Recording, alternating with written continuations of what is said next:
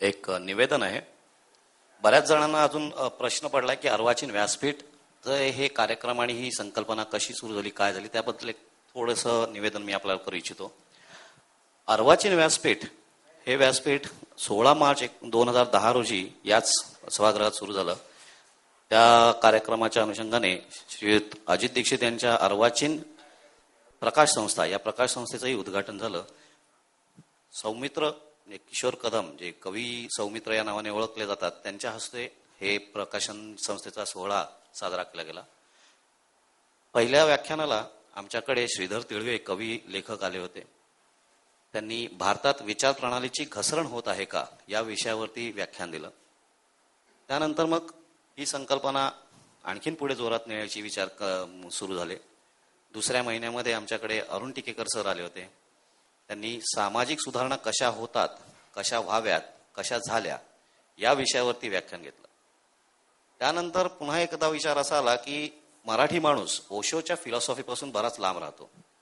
तर ओशोची फिलॉसॉफी मराठी माणसाला का लांब ठेवते, म्हणून आम्ही ओशोच्या फिलॉसॉफीवरती चर्चासत्र आयोजित केलं. तेव्हा संगीतकार यशवंत देव सर आले होते आणि त्यांनी मी ओशो आणि संगीत या विषयावरती व्याख्यान घेतलं. त्याच्यात त्यांनी ओशोच्या विचारसरणीचा त्यांच्या संगीतावरती कसा परिणाम झाला आणि काय त्यांना फायदे झाले याच्यावरती व्याख्यान दिलं. त्यानंतर सुप्रसिद्ध लेखक आपले श्याम मनोहर सर, त्यांचं लिखाण चालूच होतं. उत्सुकतेने मी झोपलो या कादंबरीचं प्रकाशनही झालं होतं. श्याम मनोहर सरांनी लोक, सामान्य, बुद्धिमान, असामान्य अशा कॅटेगरीजवरती लोकांच्या व्याख्यान घेतलं. त्यानंतर मध्यंतरीच्या काळात पावसाळा आला होता. काही आम्हालाही स्वतःच्या कामातून वेळ नव्हता, याच्यामुळे जरा वेळ लागला आणि नेमाडे सरांनी इथे यायचं मान्य केलं होतं. त्याप्रमाणे नेमाडे सर आज आलेले आहेत. सध्या Nemade sir Indian institute of advance studies Shimla येथे नॅशनल फेलो म्हणून कार्यरत आहेत. त्याबद्दल सर सांगतीलच की फार आपल्या कमी मराठी लोकांना या national institute of advance studies बद्दल माहिती आहे. अर्वाचीन व्यासपीठ भूमिका आपल्या हातात दिलेलीच आहे. आम्ही शक्यतो स्वतःच्या प्रयत्नाने आणि कमीत कमी खर्चामध्ये हा व्यासपीठाचा उपक्रम चालू ठेवायचा प्रयत्न केलेला आहे. आगामी आकर्षण म्हणू शकत नाही, पण व्याख्याते आम्ही असेच ठरवलेले आहेत जे मराठी आहेत, महाराष्ट्रातले विचारवंत आहेत आणि जे मराठीच्या संवर्धनासाठी आणि आपल्या मराठी बांधवांना वैचारिकतेकडे नेण्याचे विषय घेऊन आपल्या पुढे येतील. सध्या आमच्याकडे आणखीन पुढच्या महिन्यामध्ये कदाचित जब्बार पटेल सर येतील. त्यानंतर नामदेव ढसाळांनाही बोलवण्याचा विचार आहे. असे अनेक आपले मराठीचे विचारवंत आहेत जे आपल्याला त्यांच्याशी डायलॉग करता येत नाही. आपण नेहमी त्यांना पुस्तकातून वाचतो किंवा त्यांच्याबद्दल ऐकतो, पण समोरासमोर प्रत्यक्ष हे विचारवंत आपल्यासमोर आले, त्यांनी विचार मांडले आणि त्यानंतर आपल्याला त्यांच्याशी चर्चा करण्याची संधी अर्वाचीन व्यासपीठ आपल्याला देत आहे. त्याच्यामुळे आपण आता नेमाडे सर आले की त्यांच्याशी चर्चा सुरू करू. ज्यांना प्रश्न विचारायचे आहेत ते प्रश्न विचारू शकतात. सरांचं स्वागत आहे. मी विचारतो, तुम्ही फेमिनिझम बद्दल जे म्हणालात, फेमिनिझम बद्दल, स्त्रीवाद किंवा स्त्रीमुक्तीवाद याच्याबद्दल, तर ते विवेचनामध्ये आता थोडं त्रोटक झालं. आता तुमच्या हिंदू कादंबरीच्या संदर्भामध्ये स्त्रीवाद्यांनी जो टीकेचा भडीमार केलेला आहे, तर त्याच्यात तुम्ही अत्यंत तुच्छतेने त्यांच्याकडे बघताय असा त्यांचा आक्षेप आहे. आणि दुसरं म्हणजे तुम्ही विद्यापीठीय स्तरावर येणाऱ्या बायकांचं जे चित्रण केलं, मग त्याच्या पलीकडे खूप गंभीरपणे काम करणारे असा एक त्यांचा आक्षेप आहे. मला म्हणायचं आहे की तुम्ही जे असं म्हणता की स्त्रीला स्वातंत्र्य होतं आपल्या परंपरेमध्ये, तर पुरुष सत्ताक पद्धत जेव्हा आली तर त्या पुरुष सत्ताक पद्धतीने काही स्त्रियांवर त्या पद्धतीने जे एक शोषण केलेलं आहे, तर त्या शोषणाबद्दल तुमचं काय म्हणणं आहे? म्हणजे त्या पुरुष सत्ताक पद्धती तुम्ही जस्टिफाय करता का? मी असं म्हणत नाही की स्त्रियांना आपण फार मानाने वागवत होतो. मी असंही म्हणत नाही की स्त्रियांचा दर्जा आपल्या देशात फार वरचा होता, असं मी म्हणत नाही. तो सुधारला पाहिजे या मताचं मी आहे. काय आहे आणि काय असावं ह्या दोन वेगवेगळ्या गोष्टी आहेत. मी कादंबरी लिहितो तेव्हा काय आहे हे मला सांगावं लागतं. मी जर काय असावं असं सांगायला लागलो तर मी काही चांगला कादंबरीकार होऊ शकणार नाही.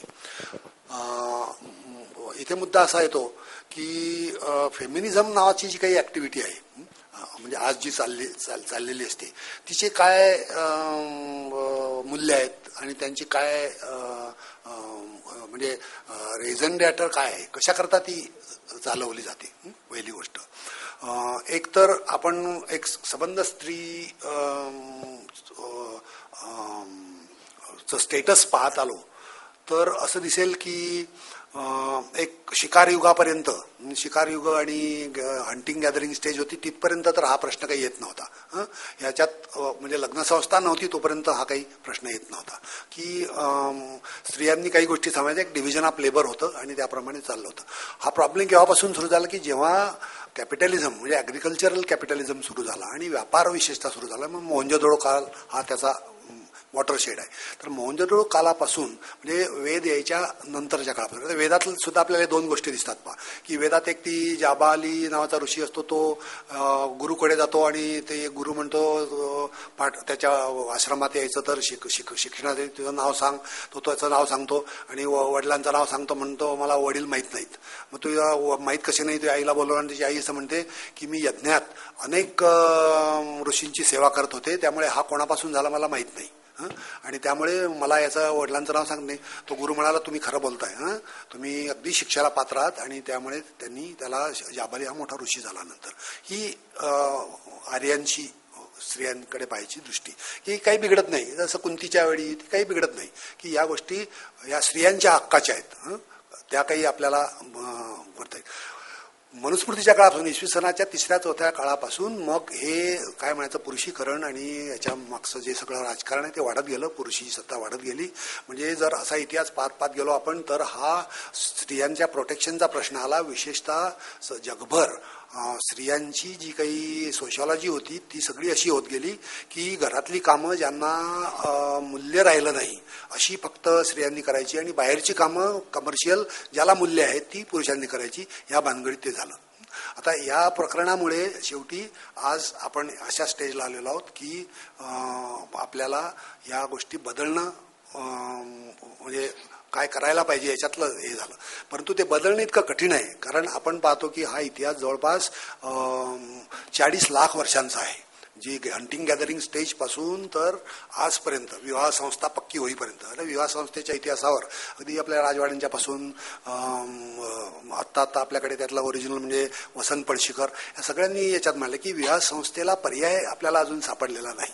याच्यामुळे म्हणजे महम्मद पैगंबराला पण तो सापडला नव्हता, गौतम बुद्धाला पण सापडला. म्हणजे गौतम बुद्धांनी स्त्रियांच्याबद्दल अतिशय वाईट लिहून ठेवलेलं आहे की या अतिशय चंचल असतात, या कामी असतात, खोटं बोलणारे असतात वगैरे वगैरे. आता ही आपण काही मान्य करत नाही, परंतु प्रोटेक्शनचा प्रश्न असल्यामुळे पुरुषी हा काय म्हणायचं हुकमत ही स्त्रियांवर चालते. म्हणजे जी स्टेज होती ही सबंध टोळीचा एक उप्या होता, तो सगळ्या माद्या सांभाळायचा. तिथपासून तर मग विवाह संस्थेपर्यंत ही आपली प्रगती अशी झालेली आहे. आता त्याच्या पुढची अशी आपली स्टेज आलेली आहे की आपल्याला हे हंटिंग गॅदरिंग स्टेज गेली. कुठलाही पुरुष हल्ली काही फार मोठं कष्टाचं काम करत नाही आणि स्त्रियांच्या इतकं तर मुळीच काम करत नाही. अगदी जगभर आपण पाहतो की उलट पुरुष कमीच काम करतात आणि स्त्रिया जास्त काम करतात. तेव्हा आता हे आपल्याला बदलणं आवश्यक आहे. हे बदलणं म्हणजे आपल्याला अजून अनेक काय म्हणायचं लाखो वर्ष त्याच्यात दिल्याशिवाय ते बदलणार नाही. म्हणजे ही सोशल स्ट्रक्चर मी सांगितलं की शेवटी परंपरा अशी पटकन बदलत नाही. कारण आपण इतक्या थोडा वेळ असतो इथे या पृथ्वीवर की आपल्या तेवढ्या काळात ते समजेपर्यंत बरंच आपलं आयुष्य संपून गेलेलं असतं. त्याच्यामुळे कुठेतरी या क्रांतिकारक विचार पुढे पुढे नेत राहणं हे आवश्यक असतं. दुर्दैवाने हे विचार सुद्धा सुरू होत नाही आहेत. त्यामुळे आपल्याला याची बाजू सापडत नाही आणि त्यामुळे फक्त विवाहबाह्य संबंध, फक्त लैंगिक स्वातंत्र्य ही काही फेमिनिझमची काय म्हणायचं तत्वज्ञान होऊ शकत नाही. फेमिनिझमचं तत्वज्ञान म्हणजे मानाने पुरुषाबरोबर राहता येण्यासाठी काय स्ट्रक्चर असावी याचं उत्तर काही फेमिनिझमकडे नाही. त्याच्यामुळे आपल्याला याच्यात काय असायला पाहिजे एवढ्यावरच आपली काय म्हणायचं अकथनीय गोष्टीवर आपण चर्चा करतो. त्यामुळे ह्या मुद्द्यावर फारशी काही चर्चा आपली होऊ शकत नाही. काय असायला पाहिजे याच्यावर तर किती आपण बोलू शकतो, पण आज जी काय परिस्थिती आहे त्याच्यात आपल्याला मुळात जी मानाने जगणं स्त्रियांचं आवश्यक आहे ते अजून आपल्याला करता येत नाही. आणि त्याच्यासाठी मग आपल्याला हे जे तत्वज्ञान आहे ते मुळात पुरुषांनी अपराधी भूमिका स्वीकारून स्त्रियांची श्रम करण्याचं जे मोल आहे ते देणं, इथून मग तो बदल. कारण कॅपिटलिझम तर आपल्याला काही बदलता येत नाही, आता तो फार पक्का झाला. आणि कॅपिटलिझम जोपर्यंत पुरुषांच्या हातात आहे तोपर्यंत स्त्रियांचं घरातलं काम हे विनामूल्यच राहणार. म्हणजे ते काम म्हणजे नुसतं असणं स्त्रियांचं घरात हे सुद्धा फार मोठं काम आहे. अर्भकाला जन्म देणं हे सुद्धा फार मोठं मूल्य, करोडोंचं मूल्य त्याच्या मागे आहे. पण त्याला मूल्य ठरलं नाही या कॅपिटलिस्ट सिस्टीममध्ये. म्हणजे शेअर मार्केटमध्ये मूल्य असतं, बसच्या भाड्याचं मूल्य असतं, पुरुषांनी काहीतरी एक खड्डा खणून दिला त्याचं मूल्य असतं, परंतु संगोपन, बाळणपण, मुलांना मोठं करणं, शिकवणं आणि मुख्य म्हणजे पूर्ण संस्कृतीचं संक्रमण करत राहणं यांना मूल्य मिळाल्याशिवाय ही परिस्थिती बदलत नाही. पण हे कुठल्याही फेमिनिस्ट विचारवंताकडून पुढे येत नाही, असं एक माझं याबद्दलचं मत आहे. हा, पण असा विचार काय असतं शेवटी मी सांगितल्याप्रमाणे एक तर आपले अनुवांशिक एक ज्ञान असतं आणि दुसरं एक आपण जे शिकतो ते ज्ञान असतं. आता हे शिकतो जे ज्ञान वाढवल्याशिवाय आपल्याला असा विचार करता येणार नाही की मूल्य व्यवस्था बदलणं म्हणजे काय करणं, मग कशासाठी मूल्य करायची, मग रिझर्वेशन आहे त्याला रिझर्वेशन आपण चुकीचं म्हणतो, ते खरं तर डी रिझर्वेशन असतं. म्हणजे पुरुषांचंच रिझर्वेशन इतकं आहे ते कमी करणं आणि 50% आणणं हे इतकं कठीण आहे की ते डी रिझर्वेशनच आपल्याला अजून जमत नाही आहे. म्हणजे आत्ता आपण 33% आलेलो आहोत, ते अजून 50% कधी होईल सांगता येत नाही. ही अजून फार किरकोळ अशी गोष्ट झाली. पुढे मग अनेक जी स्त्रियांची मूल्य श्रमव्यवस्था असते तिची काय मूल्य असावी याची अजून विचार सुद्धा कुठे झालेला नाही, अशी परिस्थिती आहे. आपण फेमिनिझम विषयी बोलताना जे कुंतीचं उदाहरण दिलं त्याच्या चपखलतेविषयी मला बोलायचं आहे, म्हणजे हाऊ फिटिंग इट वॉज. माझं असं मत आहे की महाभारत काळी स्त्रियांना स्वातंत्र्य होतं, अगदी लैंगिक बाबतीतही होतं, हे कुंतीच्या उदाहरणाने सिद्ध होत नाही. कारण हे उदाहरण स्वतःलाच खोडून टाकणारं आहे. कारण जर विवाहबाह्य संबंधांना मान्यता होती तर त्या संबंधातून जन्माला आलेलं ते नवजात मूल तिला का गंगेच्या प्रवाहात सोडून द्यावं लागलं तेव्हा, आणि हे रहस्य आयुष्यभर का उराशी तिला दडवून ठेवावं लागलं. समाजात जर मान्यता होती तर तिने ते उघड करायला हवं होतं.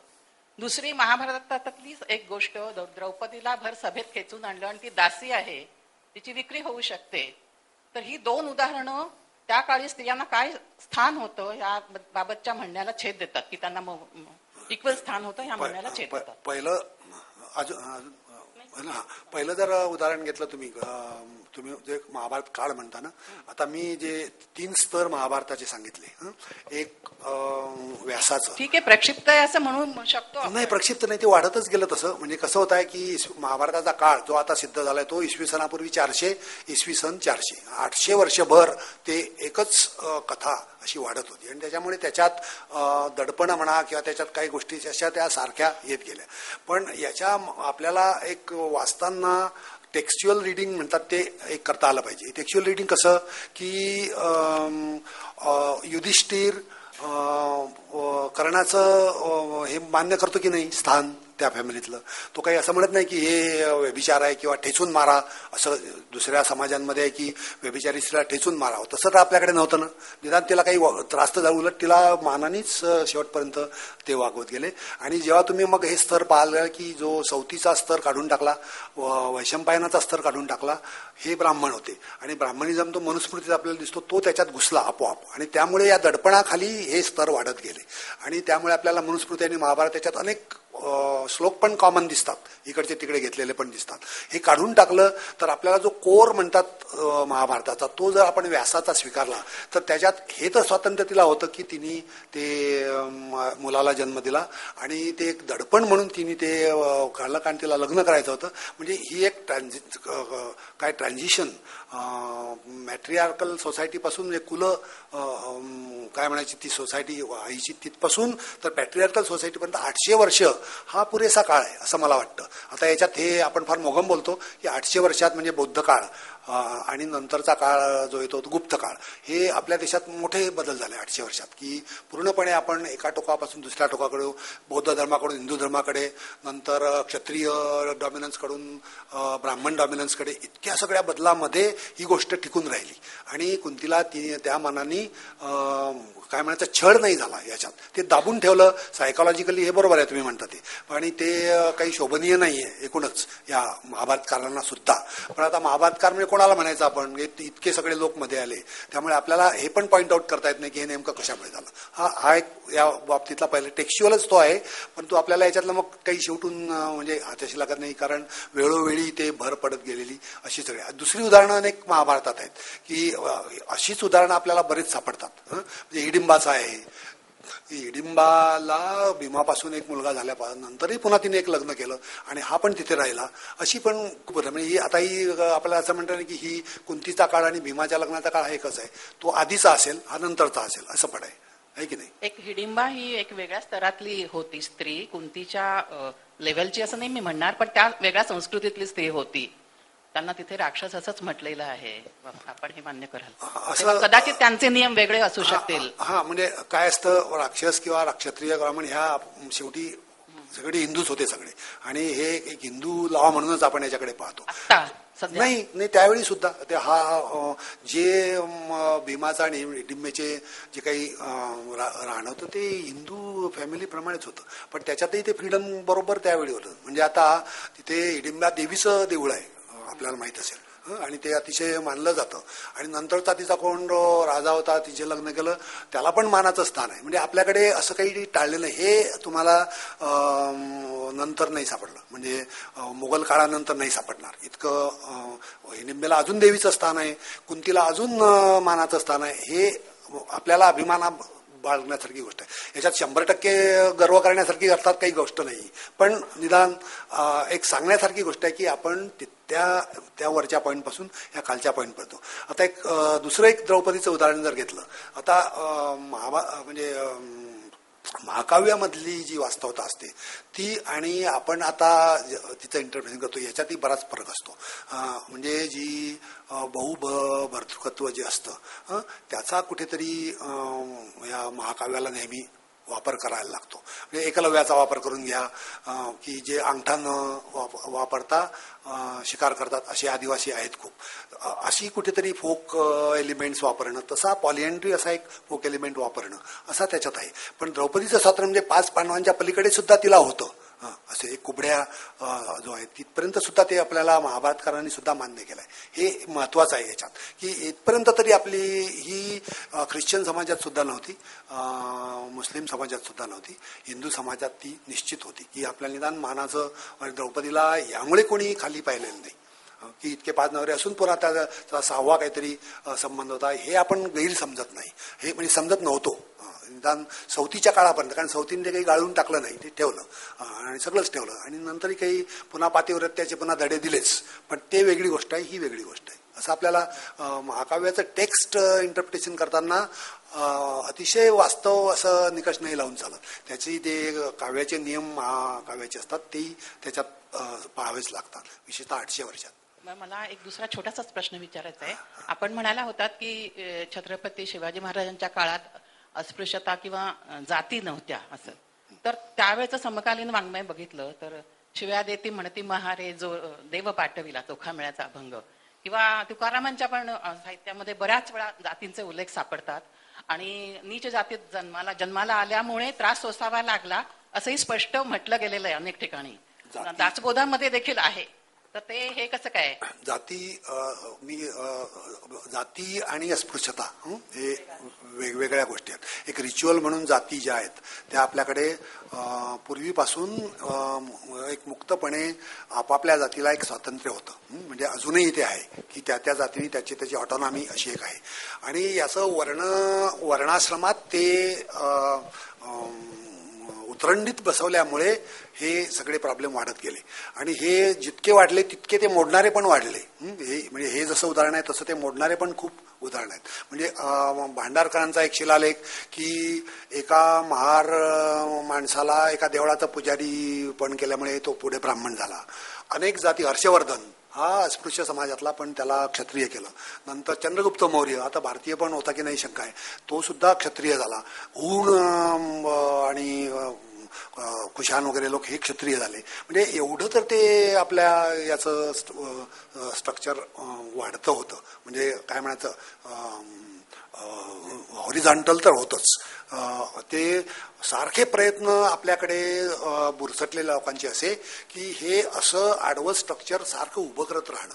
त्यामुळे कोण खालचा कोण वरचा कोण खालचा हे सारखं काही बुरसटलेल्या लोकांच्या डोक्यात हे सारखे विचार. म्हणजे अगदी शाहू महाराजांच्या प्रकरणापर्यंत ते चाललेलं होतं. म्हणजे शिवाजीच्या वेळी सुद्धा तो प्रॉब्लेम आलाच की हे वरचं स्थान जसं काही आपल्या खिशातूनच आपण देतोय अशा पद्धतीने पाहणं हे सारखं चालत आलेलं. पण त्याच्या विरुद्ध लोक बरोबर उभे राहतात. आणि हे परंपरेचं वैशिष्ट्यच आहे की आपल्याला ही परंपरा सारखी चॅलेंज करत आपले लोक आले आणि ते मोडत लोक आले.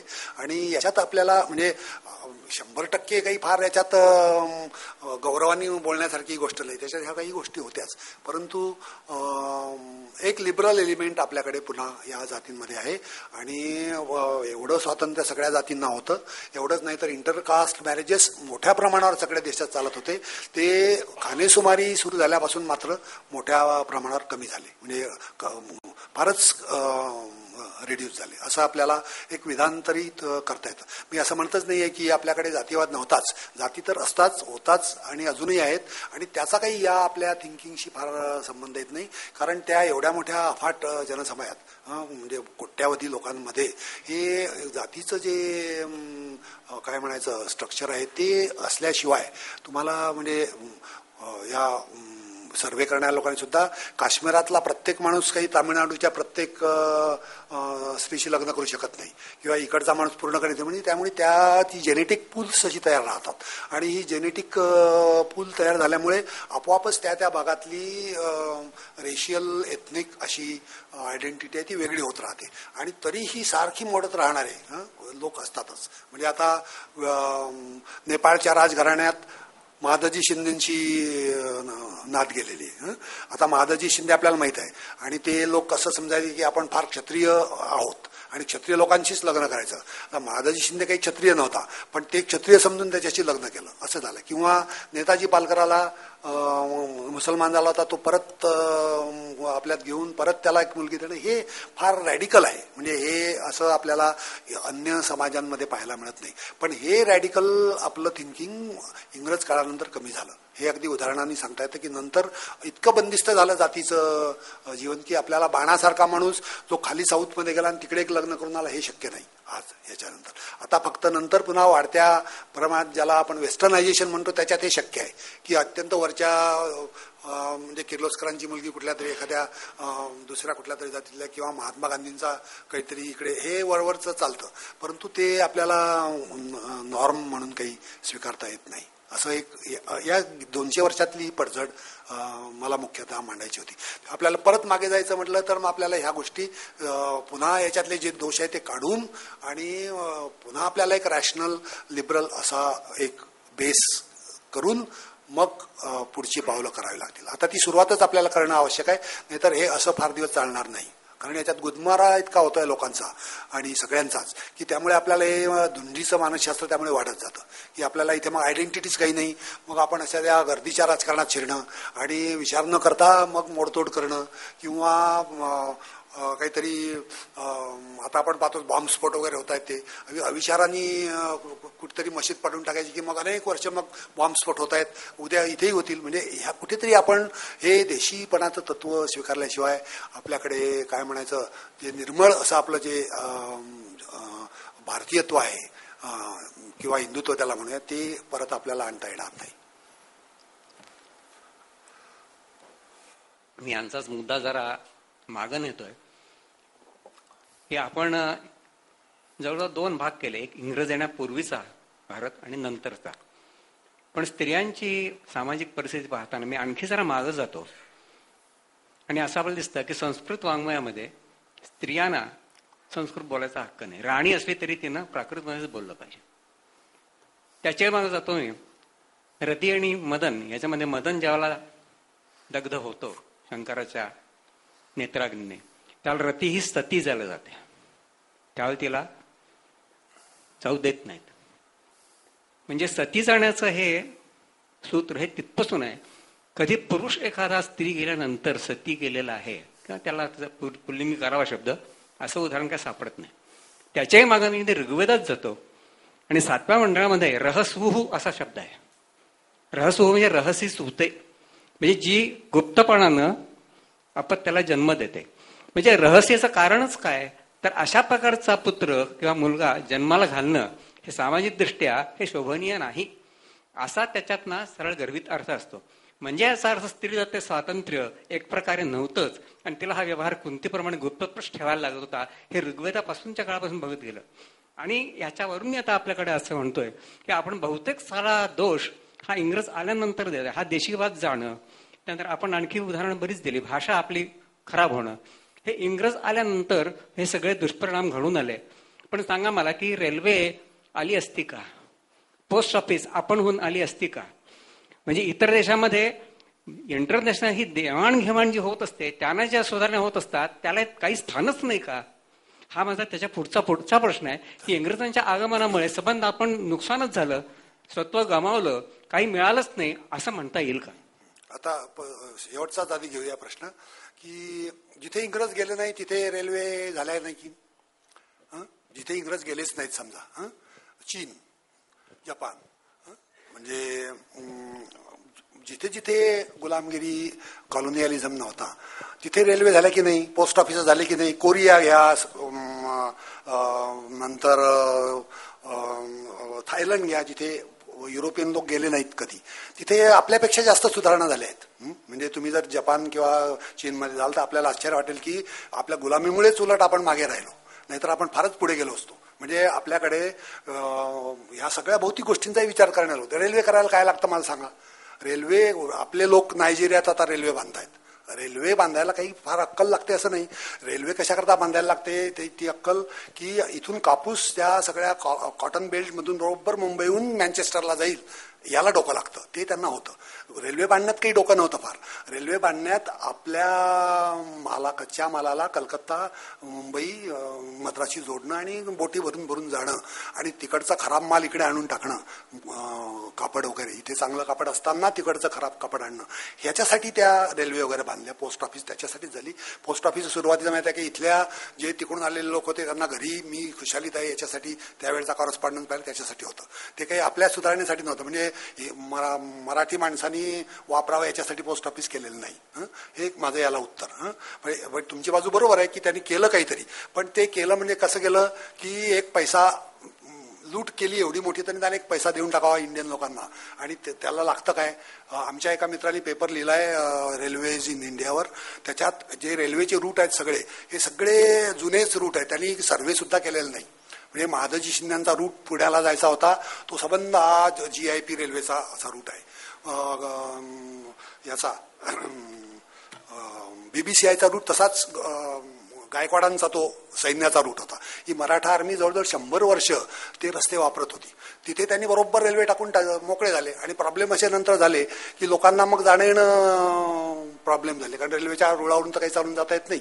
म्हणून त्यांनी संबंध आता आमच्याकडचे लोक पहा, इंदूरला जायचा तर जो रस्ता होता त्याच्यावर रेल्वे टाकली आहे. त्यामुळे जळगावच्या माणसाला इंदूरला आता जाता येत नाही, त्याला आता फेऱ्याने जावं लागतं, कारण तिथे ती रेल्वे टाकून दिली यांनी. म्हणजे अशा घोडचुका उलट त्यांनी करून ठेवल्या. त्यामुळे रेल्वे, पोस्ट ऑफिसचं आणि सुधारणांचंच एकूण काही मी मान्य करायला तयार नाही. आणि शिकवणं सुद्धा फार निकृष्ट प्रतीचं शिक्षण आपल्याकडे दिलं क्लार्क करण्याचं, जे अजूनही आपण भोगतो आहोत. परीक्षा सुरू केल्या, जे आपण सगळ्यात त्याज्य गोष्ट आपल्या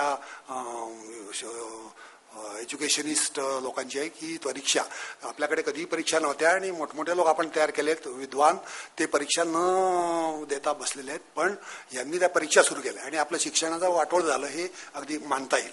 याला अनेक पुन्हा स्टडीज आहेत त्या मी सोडून द्या. पण आता आधीचा एक महत्त्वाचा विषय तुम्ही मांडला ज्याच्यावर मला बरंचसं काय म्हणायचं फार काही माहिती नाही, पण एक उदाहरण घ्या की मनुस्मृतीमध्ये किती प्रकारचे विवाह आहेत? 8. यांनी त्याच्याशी विवाह, अमुक त्यांनी त्याच्याशी विवाह, मग अशा प्रकारचे संकर होत होत जो आहे. आणि गीतेत सुद्धा म्हटलंय की स्त्रियांचं पावित्र्य आवश्यक आहे, नाही तर संकर होतो. म्हणजे संकर तर होतच होता, आहे की नाही. ही इंटरकास्ट अशी प्रजा वाढतच होती. ती कशी काय वाढत होती? गुपचूप तर काही सगळेच वाढत नव्हते. ज्या अर्थी मनू म्हणतो की हे 8 प्रकारचे लोक आहेत, म्हणजे ब्राह्मणांनी याच्यातलं काय अनुलोम प्रतिलोम, नंतर अमक्याचा तमक्याची किरात अमक्याची. खुद्द महाभारतातले जर पहिले विवाह तुम्ही पाहिले, पंडून धृतराष्ट्रन होती, तर आश्चर्य वाटेल एवढं ते फ्रीडम आहे. आणि मनुस्मृतीचं सुद्धा आश्चर्य असं वाटतं की केवढं फ्रीडम त्यावेळी लोकांना होतं. आज जर तुम्ही लोकांचे प्रकार पाडले आज, तर तेवढी व्हरायटी आपल्याकडे नाही सापडणार. नाही म्हणू म्हणतो त्याच आहे, पण लोक तर करतच होते ना. लोक तर म्हणजे आता गौतम बुद्धांनी कुठलं निकाय वशिष्ठ निकायमध्ये एका ब्राह्मणाला विचारलं होतं की बाबा रे काय प्रश्न होता. तो ब्राह्मण असा काहीतरी त्याला उत्तर घेऊन आला. तर त्याने विचारलं की तू द्विज आहेस, म्हणजे पूर्वी पासून ब्राह्मण हे अब्राह्मण स्त्रीकडे जातात की नाही? तो म्हणतो हो. मग बुद्ध असं म्हणतो, आणि एक बुद्धाचा भाग किती संतापला असेल, तो म्हणा कुत्री जातात का दुसऱ्या प्राण्यांच्याकडे? नाही. मग ब्राह्मणच कशा करता अब्राह्मणांकडे जातात? तर तो म्हणाला की कारण आपण माणूस आहोत. तर बुद्ध म्हणतो बरोबर आहे ते, की हे माणूस म्हणून एक आहे आणि कुत्रा म्हणून एक आहे. तेव्हा तुम्ही माणसांमध्ये ब्राह्मण क्षत्रिय अमुक तमुक हे भेद करता हे चुकीचं आहे. आणि हे जे वर्तन आहे तेच बरोबर आहे, म्हणजे तिथे सँक्शनच आहे याचं. आणि ते मनुस्मृतीत सुद्धा आहे. एवढंच नाही तर विज्ञानेश्वरात सुद्धा आहे की असं होणारच. आणि काय शेवटी बरोबर वर्णसंकर खरं आहे. वर्णसंकर हा मान्यच केलाय आपल्याकडे. आणि वर्णसंकर आता आपल्याला जेनेटिक सर्व्हेमध्ये सुद्धा दिसतं की आपल्याकडे प्युअर जीन्स कुठेही नाहीत. अगदी त्यांनी पाहिले लडाख पासून जवळ सगळ्या जाती पाहिल्या. एवढंच नाही तर आदिवासींचे सुद्धा संकर पाहिले. काय रेस्ट असा माणूस आहे तो हार्वर्डचा, ते 7-8 लोकांनी ते इकडे जवळजवळ 60 लाख सॅम्पल त्यांनी घेतले प्रत्येक जातीचे, प्रत्येक ट्राईबचे वगैरे. आणि त्यांच्या असं लक्षात आलं की हे जे व्हेरिएशन आहे जीन्सचं आपल्या ह्या देशात हे मॅक्झिमम आहे. 17% तर जवळजवळ 73-74% जीन्स एकमेकांचे सारखेच आहेत, म्हणजे अगदी खालपासून वरपर्यंत एवढी सरमिसळ झाली. म्हणजे आपल्याकडे लिबरल सेक्शुअल रिलेशनशिप होतीच. हे युरोपात सुद्धा नाही. युरोपात सुद्धा तुम्हाला जर केल्टिक म्हणजे वेल्श लोकांचं पाहिलं आणि अँग्लो सॅक्सनचं पाहिलं तर एवढं व्हेरिएशन नाही. ते अत्यंत पूर्णपणे सेपरेट आहे. जर्मन लोकांचं पूर्ण सेपरेट आहे. आपण समजतो तितके आपण या बाबतीत मागासलेले नव्हतो. म्हणजे वर्णसंकर ही अभिमान बाळगण्यासारखी गोष्ट आज आपण म्हटली पाहिजे. ती मनुस्मृतीला मान्य नसेल, पण कशामुळे आपण मनूचं मानायचं? आपण उलट ते मनूनी हा एवढा लिबरलच ॲटिट्यूड दाखवला की एवढे सगळे विवाह त्याला मान्यता दिली की ठीक आहे अशा प्रकारची लग्न आहेत, अशा प्रकारची पण संकर आहेत आणि यांचे एकमेकांच्यात होतात ते पण आपण मान्य करूया. एवढं तर त्यांनी मान्य केलंय. तेव्हा आपल्याला हे जो काय आहे लिबरल बेस तो तरी आपण मान्य केला पाहिजे. मी असं म्हणत नाही की आपल्याकडे जी आपल्या आयडियालिझममध्ये आहे तशा प्रकारची स्त्री पुरुष रचना पाहिजे, ती यायला वेळ लागेल. पण आज मनुष्य जातीचा इतिहास पाहता पाहता हे इथपर्यंत आपण जो आलाय एवढ्या मोठ्या जुन्या संस्कृतीत हे एवढं जे झालं आहे आणि ते अचानक मध्ये खीळ बसली. कशामुळे? तर जातीची कंपार्टमेंट करून टाकल्यामुळे. आणि जी कधीही नव्हती ती केल्यामुळे ती खीळ जास्त बसली आणि आपण कितीतरी वर्ष मागे गेलो.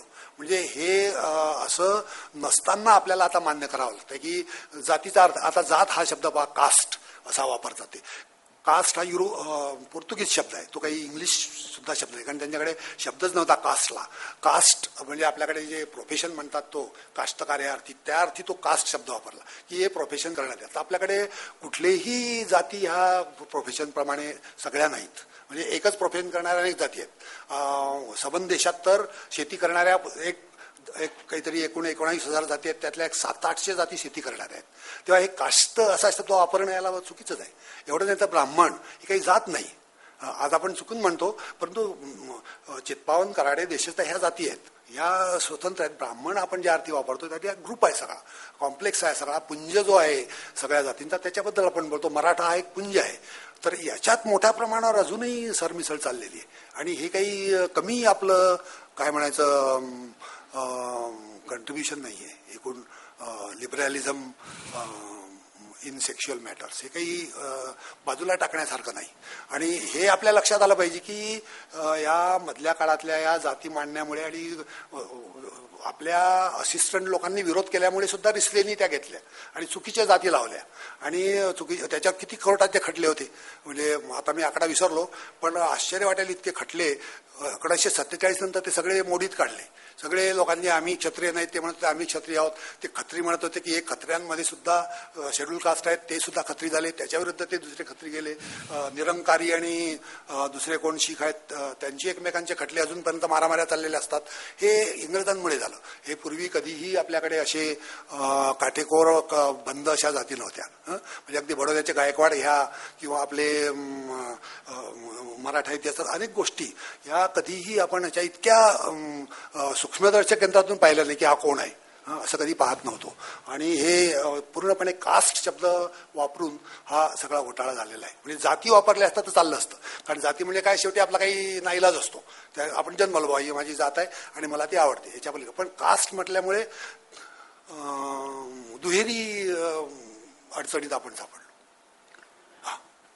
देशीवादाचा देशी स्टँडर्ड्स आपण निर्माण करायला पाहिजेत, हा तुमचा विचार खूप चांगला आहे. पण साहित्याचं क्षेत्र घेतलं तर तुमचं आचरण हिंदू कादंबरीमधून त्याच्या अगदी विरुद्ध आहे. म्हणजे तुम्ही त्याच्यामध्ये ज्ञानेश्वरांची खिल्ली उडवलेली आहे. संत रामदासांना तुम्ही नागड्या, पळपुट्या असं म्हटलेलं आहे, कारण ते स्त्रीवादाच्या विरुद्ध आहेत. गौतम बुद्धाला तुम्ही स्त्रीवादाच्या विरोधामध्ये यांनी एक पोरं काढलं आणि पळून गेला म्हणून त्याच्यावर तू काहीतरी लिही असं म्हटलेलं आहे. वारकऱ्यांबद्दल म्हटलंय की यांनी महार मांगा यांना जवळ करू शकले नाहीत वगैरे. गांधीजींनाही अशाच शिव्या घातलेल्या आहेत. तर ह्या विद्रोह आणि बंडखोरी ह्याचं आकर्षण तुम्हाला आहे हे दिसूनच येतं. पण तुम्ही यमुना पर्यटन टाईप कादंबऱ्यामध्ये स्वतःची काहीतरी निश्चित नैतिक भूमिका असली पाहिजे असंही म्हणता. तर मग हे देशीवादाचे स्टँडर्ड करण्यामध्ये जेव्हा तुम्ही एक बंडखोर म्हणून परंपरा नष्ट करू इच्छिता, तेव्हा साहजिकपणे तुम्हाला काही दिसतंय का पुढे, आणि त्या दृष्टीने तुम्ही काही असे स्टँडर्ड्स सांगू शकता का? मला अतिशय आवडला तुमचा प्रश्न अशा करता की मला थोडंसं इंट्रोस्पेक्शन यामुळे करण्याची संधी उघडपणे मिळाली. मी एरवी करतच असतो. एक तर काय, पहिली गोष्ट मी म्हणजे काही माझी पात्र नाहीत. नेमाडे म्हणजे काही तिथला खंडेराव नाही किंवा नेमाडे म्हणजे काही तिथला वानखेडे नाही. जेव्हा तुम्ही पात्र निर्माण करता तेव्हा तुम्ही सगळ्या तुमच्या वाचकांना एक संदर्भ पुरवत असता आणि त्या संदर्भातून मग नवीन थिंकिंग समाजात होतं. मी आता म्हणजे काही नौखा नाही कादंबरी लिहायला, म्हणजे मी वाचल्या जाणाऱ्या कादंबऱ्या लिहिल्या आहे, खपणाऱ्या कादंबऱ्या लिहिल्या आहे, खूप क्रिटिकली काय समीक्षक प्रिय कादंबऱ्या पण लिहिल्या आहेत. तेव्हा मला अशी एक कादंबरी लिहायची होती, म्हणजे अजूनही ती काही पुरी झालेली नाही, की तितक्या वर्षानंतर आणि आता या शेवटी अशी विद्रोही नुसती कादंबरी लिहिण्यात मला काही इंटरेस्ट नाही. मला अशीच कादंबरी लिहायची होती आणि अजूनही ती पुरी करायची आहे. ते उरलेल्या 3 भागातून ते ड्राफ्ट तयारच आहेत जवळजवळ, फक्त मला ते आता परत करायचे आहेत, की जिच्यात हे सगळे आजचे महाराष्ट्रातले जे कानाकोपऱ्यातले, इकडचे तिकडचे, खालचे वरचे, शहरातले खेड्यातले जी काही विचार करणारी पिढी आहे नवी, विशेषतः आजची नवी पिढी किंवा उद्याची पिढी आपण म्हणू, ती मी ती पुढे ठेवली. जुनी मी पिढी स्वतः जरी मी जुन्या पिढीचा असलो तरी ती मी समोर ठेवत नाही. मी नेहमी आजची 25शीची पिढी पुढे ठेवतो. ह्या आजच्या 25शीच्या पिढीला संदर्भ पुरवावे हेच माझं मुख्य ध्येय असतं. आता एक क्रिएटिव्ह सिक्रेट आहे, ते मी सांगू नये, पण ते मी सांगून टाकलं तुम्हाला, की मला हे अशा करता करायचे आहेत की त्याच्याशिवाय आपल्याला या समाजात यमुनापर्यटन लिहून आता काहीच थिंकिंग होणार नाही. की ती काय, ती अशी होती, तिने मग ख्रिश्चन धर्म स्वीकारला, संपलं. ख्रिश्चन धर्म स्वीकारून प्रश्न मिटत नाही. प्रश्न, स्त्रियांचे प्रश्न कायम टिकतात. आता मी परवा आमच्या याला एका उत्तर दिलं वाचकाला, की ते तिने सांगितलं की काय प्लुरॅलिझमचा काहीतरी विचार होता. तर युरोपियन स्त्री आणि भारतीय स्त्री याच्यात एवढा तुम्ही फरक का करता? काय फरक आहे? विशेषतः दोन्हीचं एक्सप्लॉयटेशन दोन्हीचं आहे, दोन्हीकडे त्रास होता मुखामुख. तर मी त्यांना उत्तर दिलं की माझ्या आता ह्या कादंबरीतही आहे, जवळजवळ 21 पद्धतीची नाती आपली असतात. कुठल्याही माणसाची तुम्ही 21 पद्धतीची नाती आहेत. म्हणजे आजी असते, मग आजी सासू असते, मामी सासरा असतो, चुलत भाऊ असतो, त्याची पुन्हा कोणतरी असते. असे 21 नात्यांमध्ये मी वावरतो. आता ते कमी होत असेल, पण आजही सगळीकडे जवळपास 21 नाती आपली असतात याच्याप्रमाणे. आता बहिणी कमी झाल्या, भाऊ कमी झाले, कदाचित आता एकच बहीण एकच भाऊ, त्यामुळे ही नाती कमी होतील, पण अजूनही आपल्याकडे ही नाती आहेत. एवढी व्हरायटी नात्यांची युरोपात नाही. युरोपात अगदी मी आमच्या विद्यार्थ्यांना विचारत होतो मी शिकवायला असताना की तुझ्या आजीचं ना काय नाव आहे, तर कोणाला माहीत नसायचं. आजीचं नाव सुद्धा माहीत नाही, अशी नात्यांची परिस्थिती तिथे आली आहे. पण आपला माणूस म्हणजे हिंदू म्हणून किती बांधलेला असतो आणि किती त्याचं सगळ्याकडे क्षेत्रात पसरलेलं असतं, हे एक महत्वाचं तत्व याच्यात एक ठासून मांडलं पाहिजे. पण मुद्दा असा की ही खिल्ली उडवणं किंवा टिंगल करणं किंवा याच्यात माझा वाईट हेतू अजिबात नाही. याच्यातूनच तुम्हाला ही जी काय म्हणायचं कॅथार्सिस आपल्या समाजाचं असतं, ते कॅथार्सिस होणं आवश्यक असतं. तुम्ही गुलाबी रोझी असं पिक्चर, असं गुलाबी चित्र प्रत्येक जाती जमातीचं मांडून चांगले कादंबरीकार होत नाही. ते अजिबात चुकीचं आहे. गुलाबी चित्र अजिबात मांडू नये. उलट जास्तीत जास्त खडतर, जास्तीत जास्त विचार करणारं बोचरं असं व्यक्तिमत्व आमच्या पात्रांचं पाहिजे. म्हणजे आपल्याकडे मराठीचं मी मागे आपल्या समीक्षेत लिहिलंय की हे जी लाडके लेखक जे झाले मराठीचे, त्यांनी सगळा घोटाळा केला. की लाडकं होणं फार वाईट. तुम्ही एकदा लाडके लेखक झाले की तुमचा समाज कधी पुढे जात नाही. पण तुम्ही बोचरे लेखक होणं जास्त आवश्यक आहे. की तुम्ही वाईटपणा घ्या, पण तरी तुम्हाला लोकांना विचार करायला लावलं पाहिजे. आता मला सांगा की फेमिनिझमच्या लोकांनी हा विचार करू नये का की एखाद्या संतांनी आपली बायको मंडपात तशी सोडून पळून जाणं आणि मग विभूती होणं, याचा विचार करू, म्हणजे विचार सुद्धा करू नये. आस्था निदान स्त्रीबद्दल, पण नाही, तिथे आपला काहीतरी हिंदू ब्राह्मणत्व आडवं येतं की मग नाही रामदास स्वामीबद्दल वाईट बोलायचं नाही, कशा करता नाही, किंवा गौतम बुद्धाबद्दल बोलू नका वाईट, का नाही बोलू, हे आपल्या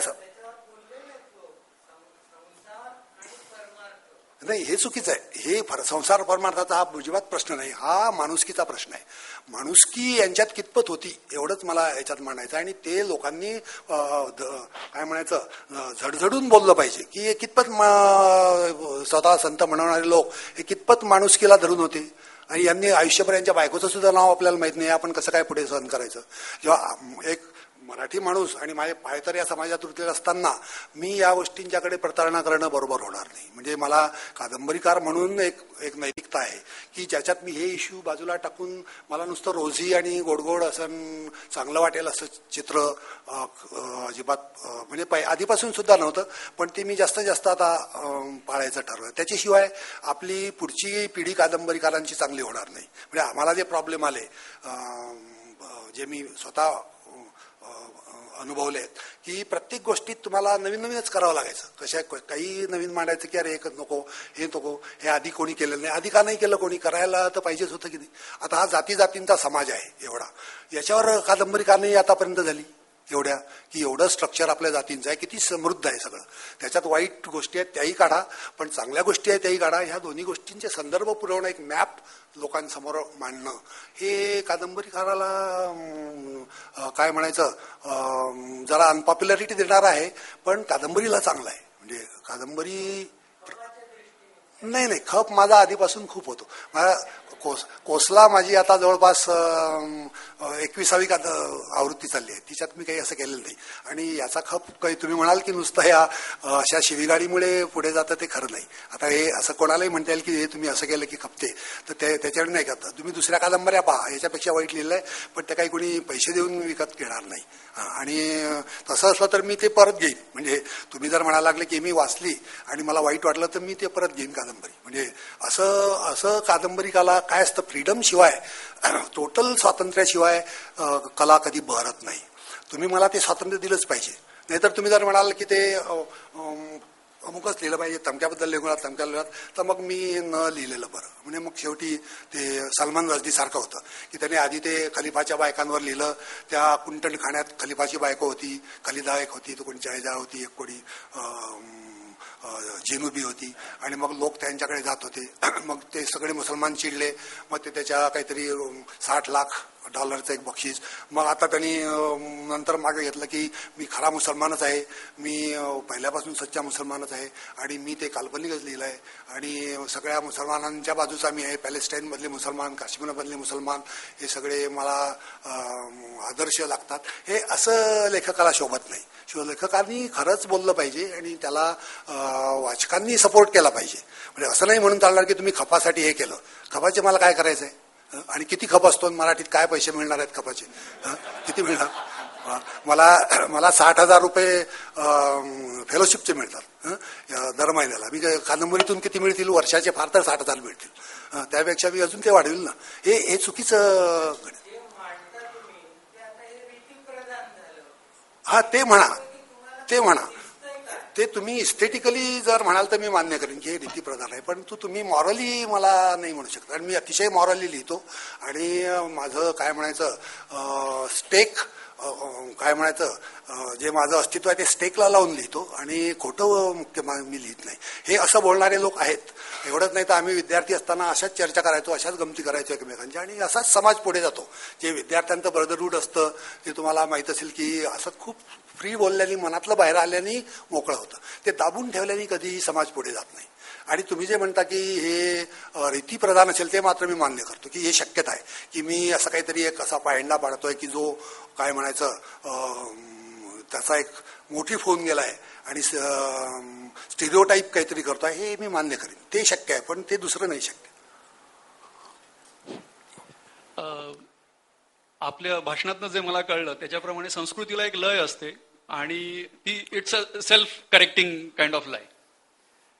नंतर इंग्रजांविषयी तुम्ही बोललात की त्यांनी राज्य केल्यामुळे आपल्या सगळ्या वागणुकीवर, सगळ्यावरच एवढा मोठा परिणाम पडला. तर 5,000 वर्षाची संस्कृती किंवा 10,000 वर्षाची संस्कृती, आणि इंग्रजांचं राज्य जेमतेम 200 वर्षाचं, पण तरी सुद्धा त्यांनी एवढा मोठा इफेक्ट पाडला. मग अशी काय खासियत त्या समाजात होती की ज्यांनी या बुद्धिवंतांच्या आणि शास्त्रज्ञांच्या समाजावर आले, राज्य केलं, इफेक्ट टाकला आणि निघूनही गेले. And whatever good things they have left, we have degraded it, be it railways, be it administration, be it army, whatever. मग त्यांच्याकडे अशी काय खास गोष्ट होती की प्रॉबेबली तेव्हा ती आपल्याकडे नव्हती. And just to underline one example, ज्या शतकामध्ये आपल्याकडे शिवाजी महाराज होते, गेले, आणि संभाजी लढला, मेला, एक्झॅक्टली त्या काळात doctor Isaac Newton was studying there. 1725 मध्ये न्यूटन डाईड. सो तर त्या समाजामध्ये अशी काय खास गोष्ट होती की जो अतिशय मागासलेला समाज होता 1000 वर्षापूर्वी, तिथे आयझॅक न्यूटन होता, आणि आपला एवढा प्रगत समाज असून सुद्धा शिवाजी महाराजांना तोफा चालवण्यासाठी पोर्तुगीज आणि फ्रेंच म्हणून लागायचे. So what was that special thing in British, और what we were lacking, that they came and ruled us. आता हा अतिशय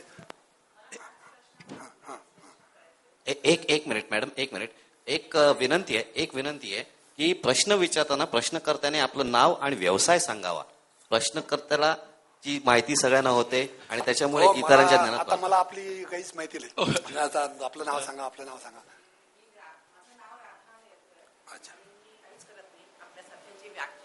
सांगण्याशिवाय. हे यांचं पण एक नाव राहिलं. मी सीताराम दातार, मी प्राध्यापक होतो, आता निवृत्त आहे. थँक्यू. मी कर्नल शैलेश रायकर.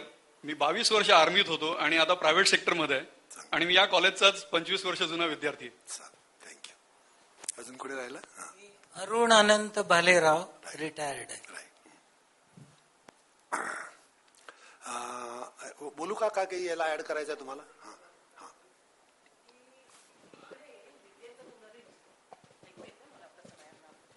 तिकडे विद्येचं पुनरुज्जीवन होऊन 400, 500, 600 किती वर्ष लोटली. त्याच काळात आम्ही इथे फार पराभूत मनोवृत्तीत वावरलो असं मी म्हणते. तर हे जे गेलं 1000 वर्षांचं सहस्रक आहे ते एक प्रकारचं असं डिकेडन्स एक दाखवतं, एक गंजलेपणा म्हणा किंवा काहीतरी. हे असं का झालं की तिथे टॉपमोस्ट असणारे आम्ही 1000 शतकाच्या शेवटी गझनीची स्वारी अमकं तमकं त्यावेळेला झालं तिकडे, तेव्हा क्रुसेड्स चालू होती. तर ते लोक त्यातून वर आले आणि आम्ही खाली गेलो. असं का झालं असावं? आणि हे केवळ इंग्रज आमच्याकडे आले म्हणून झालं की काय वगैरे असं. आता हा इश्यू खूप याच्यावर रिसर्च झालेला आहे आणि सुदैवाने मला, कारण मी लिहितोच आहे त्याच्यामुळे माहित आहे. एक तर काय की तुम्ही समजता तसे ते काही तुमच्यावर उपकार करायला किंवा तुमचं काही बरं करायला तर आले नाही, हे तर क्लिअर आहे की नाही. ते काही त्याच्यासाठी आलेलं नाही.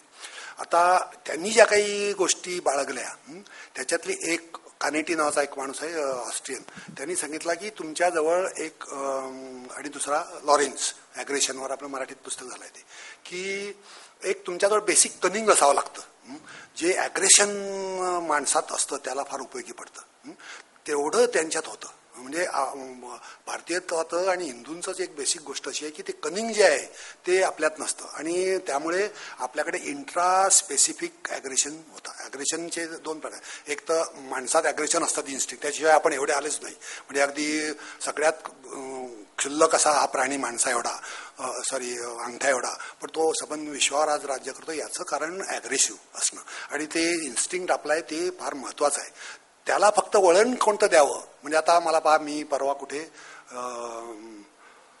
महात्मा गांधी विनोबा भावेंच्या खांद्यावर असा हात ठेवून ते दांडी मोर्चा होता ना, त्याचं पहिलं पथक विनोबा भावे नेतृत्व करत होते. तर तो फोटो पाहिल्याबरोबर एकदम माझ्या डोळ्यात आसू आले. पहा, म्हणजे यांच्या विनोबा भावेंचा एवढासा पंचा, वरती एवढंसं ते उपरणं आणि काटकुळं शरीर, म्हणजे ते हे दिसत आहेत बलग्या वगैरे असे, आणि महात्मा गांधी त्याच्यापेक्षाही वाईट. पण हे केवढं त्याच्यात ॲग्रेशन होतं की ते तयार होते दुसऱ्या दिवशी मरायला अगदी अक्षरशः. हे याला ॲग्रेशन म्हणजे, ॲग्रेशन म्हणजे काही घोड्यावर बसून तलवारी घेऊन पडणं हे नाही. हे विनोबा भावेंच्या त्या फोटोत तुम्ही पाहतो कुठेतरी असेल, ते आमच्याकडे भवरलाल जैननी एक म्युझियम काढलाय आता, गांधी म्युझियम, त्याच्यात तो आहे. तो कुठून मिळवला त्यांनी कोणास ठाऊक, पण तो करेज काय असतं आणि हे फाटक्या धोत्रातले लोक आणि तो खांद्यावर त्याचा हात ठेवताय अत्यंत हसऱ्या चेहऱ्याने. विनोबांच्या चेहऱ्यावर टेन्शन आहेच की आता उद्या पहिल्या तुकडीवरच काय इंग्रज लोक काही करू शकत होते ना. तुम्ही समजता ते काही इथे या लोकांचं ॲप्रिशिएशन करायला आलेलं नव्हते. ते जलियन वाला बाग पहा ना, मारायलाच आले होते. आणि आतापर्यंतचा हिस्ट्री असाच आहे हिंदुस्थानात की ते मारणं हाच एक महत्व, म्हणजे वाघासकट मारणं हेच महत्वाचं आहे. आता याच्यामागे पुन्हा अशी गोष्ट आहे की तुम्ही जे न्यूटनचं जे उदाहरण घेतलं आणि एकूण त्याचं, हे जे काही त्यांनी ज्या बळावर आपल्यावर राज्य केली त्याची जी मागची किल्ली आहे ती काही त्यांची नाही. म्हणजे झिरो मेथड ती न्यूटनला जर कळली नसती, जी फाबिसी नावाच्या अरब माणसांनी पहिल्यांदा स्पॅनिशमधून मग ती अशी गेली, तर झिरो जर गेलं नसतं इंडियाकडून तर त्यांना ते जमलं असतं का? नाही, निश्चित नाही. नेव्हिगेशन हा आपल्या इंडस व्हॅलीपासूनचा, हे जर कळलं नसतं, म्हणजे तुम्हाला माहिती आहे की याला वास्को द गामाला सुद्धा एका मुसलमान कच्ची माणसानी कालिकतच्या बंगल्यावर आणून सोडलं. त्याला माहित नव्हतं कुठे जावं, कळतच नव्हतं काय ते. आणि कोलंबस सुद्धा चुकूनच गेला अमेरिकेत, की त्याला कळेच ना कुठे आलो आपण, म्हणून ते इंडियन म्हणायला लागले, वेस्ट इंडियन वगैरे. इतके चुका, म्हणजे ते काही फार काय म्हणायचं हुशार आणि इंटेलिजंट लोक होते असं नाही. ॲव्हरेजच आहे, म्हणजे सगळेच लोक असतात तसेच होते. बंदुकीची दारू कोणाचा शोध आहे हा? इकडून आलेला. पण त्याचा उपयोग कसा की आफ्रिकेत जायचं, एका खेड्यात ते बार करायचे, सगळ्या निग्रो गुलामांना पोरां बाळात सकट मुसक्या बांधायच्या, पोराचे काहीतरी 8 सेंट आणि आईचे काहीतरी 20 सेंट असे बांधून जहाजं हे किती 60 वर्ष असं कोणी शहाणी हिंदू माणसं करतील आजपर्यंत? मारापिटी चालते एकमेकांच्यात, काय म्हणायचं, वॉर चालतात, आता महाभारत युद्ध आहेच आपलं, पण त्याच्या मागे हे क्रूरत्व नाही. म्हणजे एक बेसिक जो कानेटी म्हणतो ते खरं आहे की युरोपियन लोकांच्या मध्ये एक बेसिक कनिंग आणि क्रूरत्व आहे, जे अग्रेशनमुळे त्यांनी हे बरोबर केलं. तेव्हा त्यांनी इथे येऊन काही फार आपल्याकरता चांगलं केलं, हा व्ह्यूज बदलला पाहिजे आपण, की ते इथे आले आणि त्यांनी ह्या सुधारणा केल्या. काहीही सुधारणा केलेल्या नाहीत. मला सांगतो अगदी झिरो, अगद्या म्हणजे पोस्ट ऑफिस उघडणं, रेल्वे उघडण्या किंवा काहीतरी दप्तर केलं, त्याच्यात बाबू बसवले जे कॉमन माणसाला अजूनही छळतात. म्हणजे धातूचे व्यापार, मसाल्याचे, सगळेजण हिंदुस्थानच्या शोधात फिरायचे. पोर्तुगीज काय, अमुक काय तमुक काय. तो कोण आला होता, तो फसला, तो तर भिकारी होता, पण त्याला वाटलं की चला या निमित्ताने तरी आपल्याला काही मिळालं, तो याच्याबरोबर कोण ड्रेक बरोबर इकडे आला आणि चुकला. हे अशी सगळी इतिहास आहे. ते काही फार जग पुढे नेण्यासाठी, किंवा जसं आपला चरक आणि सुश्रुत म्हणायचे, किंवा ही माणसाची मी जात न पाहता परीक्षा करणार. हे इसवी सनापूर्वी 4थं शतक, तक्षशिलेमधला एक मेडिसिनचा प्रोफेसर चरक असं म्हणतो की मी जातबीत न पाहता जो माणूस आहे तसा त्याची अॅनाटॉमी पाहीन आणि त्याप्रमाणे औषध देईन. हा व्ह्यू युरोपातल्या कोणाही विचारवंताकडे नाही. एवढंच नाही तर प्लेटो, अरिस्टॉटल हे गुलामगिरी चालवावी याच मताचे होते. गुलामगिरी आवश्यकच आहे, म्हणजे रोमन साम्राज्यापर्यंत गुलामगिरी होती. आपल्याकडे असं तत्वज्ञान नाही. म्हणजे अगदी आपले मराठी सुद्धा लोक हे विश्वची माझे घर म्हणतात दुरितांचे तिमिर जाऊ अशा प्रार्थना ह्या कुठल्याही युरोपियन साहित्यात नाहीत. तेव्हा आपण आपल्याला इतकं कमी करून घेऊन दुसरे आपल्याकरता सुधारणा करतायत हे म्हणणं अजिबात चुकीचं आहे. उलट आता म्हणजे आपल्याला तो अधिकार आहेच. म्हणजे जेव्हा लोक म्हणतात की तुम्ही जरा असे एक्स्ट्रीमला चाललाय, परंतु हिंदू म्हणून तर आपल्याला तो अधिकारच आहेत की अरे तुम्ही आमची कारण नसताना राज्य केलं 150 वर्ष आणि अक्कल नसताना, की इथे इतके इंटेलिजंट लोक असताना कशामुळे एवढी लूट करायची? याला काही जस्टिफिकेशन आहे का? काहीही नाही. संबंध मानवतेच्या इतिहासात हा अत्यंत क्रूर, अनजस्टिफायबल आणि काय म्हणायचं सूड काय एक शब्द आहे त्याचा की सुडाला लायक असा हा गुन्हा आहे, की याचा सूडच घेतला पाहिजे असा गुन्हा आहे. कारण किती लोकांचे याच्यात सत्व गेलं, कल्चर गेली, भाषा गेल्या आणि मुख्य म्हणजे आपला स्वाभिमान गेला. आणि मुख्य म्हणजे आपण असं बोलायला लागलो आता की आमच्याकरता त्यांनी सुधारणा केल्या. या सुधारणा करायला काय लागतं मला सांगा? एवढे मोठमोठे शोध आपण लावले तर या काय रेल्वे बांधता येत नाही? रेल्वे बांधायला काय लागतं? तेव्हा ही थिंकिंगच आपण बदलली पाहिजे. असंच सुरुवात केली पाहिजे की नाईलाज म्हणून त्यांनी काहीतरी आपल्याकरता केलं. आता मी असं म्हणत नाही की त्यांच्याकडे काय म्हणायचं माणुसकी धरणारे विचारवंत नव्हते, पण ते मायनॉरिटीत होते. आता William Blake minority, D.H. Lawrence मायनॉरिटीत, वर्ड्सवर्थ मायनॉरिटीत, पण त्यांचं तिथे राज्य नव्हतं. तिथे राज्य कोणाचं होतं की टेनिसन, ब्राउनिंग, की ओ ब्रिटानिया रूल आणि लोकांच्यावर हल्ला कर. कुठलेही त्यांचे शोध हे काही त्यांचे नाहीत. कुठल्याही युरोपियन माणसांनी कधीही सायन्सचे शोध लावलेले नाहीत. आत्ता लावले, कारण हा सगळा इथली प्रॉपर्टी आणि पैसा जो गेला, तर बँक ऑफ इंग्लंडनी परवा जाहीर केलं ना की अजून 200 वर्ष काही जरी झालं जगात तरी आमची बँक बुडत नाही. याचा अर्थ 200 वर्ष हिंदुस्थान गरीब राहणार, कारण ती आपलीच सगळी प्रॉपर्टी. अजून ते गर्वानी म्हणतात की 200 वर्ष आम्हाला होत नाही. एवढी प्रॉपर्टी नेल्याला काही लिमिट असायला पाहिजे की नाही? न्यायमूर्ती रानडे महादेव गोविंदांनी लिहिलं होतं आणि दादाजी नवरोजी सुद्धा आणि एक विश्वनाथ इकॉनॉमिस्ट त्यांनी लिहिलं होतं की हे इथे किती 1 सेंटला 1 रत्तल असा कापूस घेऊन जातात आणि तिथे इंग्लंडमध्ये काहीतरी याच्या 500 पट भावानी तिथल्या त्या गिरण्यांना विकतात आणि ते जे कापड येतं ते इथे पुन्हा 150 पट कापड विकतात. म्हणजे इथल्या शेतकऱ्याला तो कापूस जाऊन परत येऊन किती पट जाईल याला काही सीमा असायला पाहिजे की नाही? हे कुठल्याही माणुसकीला धरून नाही. आणि तुमचा प्रश्न जो दुसरा आहे की हे अशा पद्धतीने आपण जर विचार केला की का नाही आपल्याकडे त्यावेळी होतं असं का म्हणून आपण विचारलं. एवढे मोठे इंटेलिजंट लोक होते, त्यांनी काय केलं? आता काय असतं इथे एकूण मानवाच्या इतिहासात जिथे अरिस्टॉटल, प्लेटो सारखे लोक झाले तिथे आता काय आहे? किंवा इथे चरक, सुश्रुत आणि आर्यभट्ट सारखे लोक की जे पृथ्वीची पृथ्वी सूर्याभोवती फिरते हे त्यावेळी सांगणारे लोक होते. आता नंतर काय राहिलं? कुठल्याही मानवाच्या इतिहासात प्रत्येक वेळी प्रत्येक समाज पुढे असतो असं नाही. ब्रिटन एक काही काळ होता. आज ब्रिटनमध्ये काय आहे? आज ब्रिटनमध्ये काय? काही नाही. एक सुद्धा लेखक नाही का, एक कोणी कवी नाही का, कोणी पाहण्यासारखं नाही, अशी वाईट परिस्थिती यायची. आज अमेरिका पुढे आहे. आणखीन 100 वर्षांनी काहीच सांगता येत नाही. ही शेवटी माणसाची काय म्हणायचं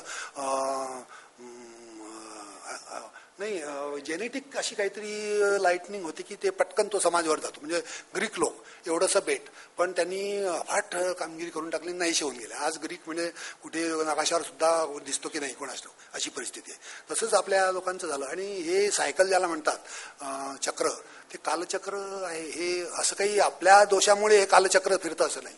हे कुठेतरी त्याची एक अशी काय म्हणायचं अननोन फॅक्टर आहे की जो हे सगळं मॅनेज करतो. त्याचा दोष आपण आपल्याकडे घेऊ नका, उलट हा दोष त्यांच्यावर दिलेला बरा.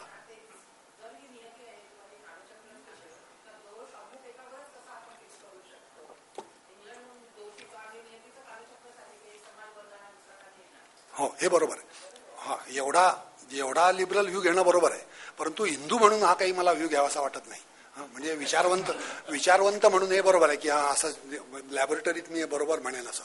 पण ज्या अर्थी आमचे आजोबा आणि वडील त्यांना धड नेसूपुरतं सुद्धा कापड नसायचं आणि कापूस पिकवायचे ते संबंध असा बोटी भरून कापूस आमच्याकडून यायचा. पण आमच्या लोकांना धडपा पण नाही. हे कसं काय मी विसरणार? किंवा वर्ड्सवर्थ ते तिकडे याची नेचर आणि नाइटिंगेल वगैरे असं म्हणणार. परंतु आमच्या गावाजवळून जी रेल्वे जाते त्याला जे साग कापले आणि अरण्य नाहीसं केलं थेट बडोद्यापर्यंत BBCIचं, तर त्याचे जे झाडं कापली त्याचे त्या BBCIचे शेअर वर्ड्सवर्थने घेतले होते त्याच्या बहिणीसाठी. कारण तो शेअर त्यावेळी कितीतरी 100 पटीने वाढला म्हणे लगेचच. कारण हिंदुस्थानात आहे आधी चला एक पाऊंडाचा घेतला तर त्याचे 100 पाऊंड आपोआपच होतात अशी. हा तिकडे फॉरेस्टवर कविता लिहिणार आणि इकडे खानदेशातले फॉरेस्ट गेले तर त्याला चालणार. आता हे मी कवी म्हणून कसं काय सहन करू? कारण मी कवीच आहे ना, तेव्हा मी हे नाही सहन करणार. तेव्हा तुम्ही विचारवंत म्हणून म्हणा हे बरोबर आहे, हे नियतीचं चक्र आहे, तुम्ही याच्यात फार काही बाजू घेऊ नका. पण मी बाजू घेतली पाहिजे कारण मी याच्यातला सफरर आहे आणि प्रत्येक हिंदू याच्यातला सफरर आहे. म्हणजे हे असं विसरून जाण्यासारखं पाप नाही आहे. हे किरकोळ ठीक आहे की एक पैसे नेले किंवा लुटलं किंवा फसवलं वगैरे वगैरे ठीक आहे. परंतु 150 वर्ष राज्य करणं आणि ते वाघ मारणं, इथले गेंडे मारणं आणि इथे जलियनवाला बागेत माणसं मारणं हे काही नाही. शिकारीची हौस होती. पण एका महिन्यात 60 वाघ हे गॅझेट मधलं जे मी वाचलं तर असा कुठलाही राजा आपल्याकडचा नाही. उलट अकबराने तुम्हाला माहिती आहे की तो हरिण मारली ती हे निघाली पोटोशी निघाली. तर त्यांनी तेव्हापासून हरिण मारलं नाही. अशोक एकदा त्यांनी काहीतरी मोर कापताना पाहिला तेव्हापासून त्यांनी मोराचा मांस खाल्लं नाही. ही आपल्याकडची ट्रॅडिशन आणि ती ट्रॅडिशन याच्यात तुम्हाला फरक केला पाहिजे. ती डेफिनेटली बार्बॅरस रानटी ट्रॅडिशन आहे. पण हे मी मान्य करतो की तिकडेही खूप मानवतावादी विचार करणारे लोक आहेत. मी आता सांगितलीच यादी आणि नीट विचार करणारे पण आहेत. पण जेव्हा आपण असा विचार करतो एकूण वेस्ट एकूण ईस्ट, तेव्हा ह्या अशा चुका म्हणजे मान्य करायला पाहिजे अशा. आणि कादंबरीकाराला तरी तुम्ही माफ केलं पाहिजे. उपनिषद काळापासून आपल्याकडं अध्यात्मवाद आणि पदार्थ सत्तावाद यामध्ये अध्यात्मवाद जो आहे तो अधिक चांगला मानला गेला आणि ते खरं आपल्या ऱ्हासाचं कारण आहे असं मला वाटतंय. कारण ब्रह्मसत्यम जगन मिथ्या याच्यातच आपण अगदी काल परवापर्यंत लोळत होतो आणि त्यामुळे ब्रिटिशांनी जरी लुटलं तर लुटेनात का, आमचं कुठं काय गेलं, असंच एक आपलं होत राहिलं. इव्हन ज्ञानेश्वर माऊलींना सुद्धा सूर्याचं चालणं हे चालणं नाही हे त्यांना समजलं होतं, परंतु त्यांनी त्याचा सिद्धांत मांडू शकले नाहीत. महर्षी कणादांनी हे सर्व पदार्थ कणांचे बनलेले आहेत हे सांगितलेलं होतं, परंतु त्यांचं समाजाने ऐकलं नाही. का तर आम्ही ब्रह्मसत्यम जगन मिथ्या ह्याच्यामध्ये आज अगदी काल परवापर्यंत गुरफटलेलो होतो आणि हे आमच्या ऱ्हासाचं मुख्य कारण आहे असं मला वाटतं. आजही जवळपास तसंच आहे, पण एक थोडी दुसरी बाजू याच्यात जरा करेक्ट करायला अशी पाहिजे की हा जो तुम्ही म्हणता तो काळ अध्यात्माचा, हा काही पूर्ण 5000 वर्षात आपला नाही. मौर्य काळापासून तर शुंग काळापर्यंत अतिशय मटेरियलिस्टिक आपले बौद्ध धर्माचे जे राजे होते ते नीट मटेरियलिस्टिकच विचार करायचे. आणि बौद्ध जैन लोकांचं तर असं मतच होतं की हे जे मॅटर आहे हेच खरं आहे, स्वर्ग बिर्ग काही नाही, पृथ्वी फक्त महत्वाची आहे, तुमचा जीव काही कुठे जात नाही, पर लोक वगैरे भानगडी नाहीत. हे अनेक वर्ष आपल्याकडे ठेवलं. आणि त्या काळात आपला देश अत्यंत पॉवरफुल होता. म्हणजे आर्मी म्हणा, नेव्ही म्हणा, नंतर या वेगवेगळ्या केमिस्ट्री, फिजिक्स, अल्जिब्रा यांचे शोध म्हणा, अॅनाटॉमी,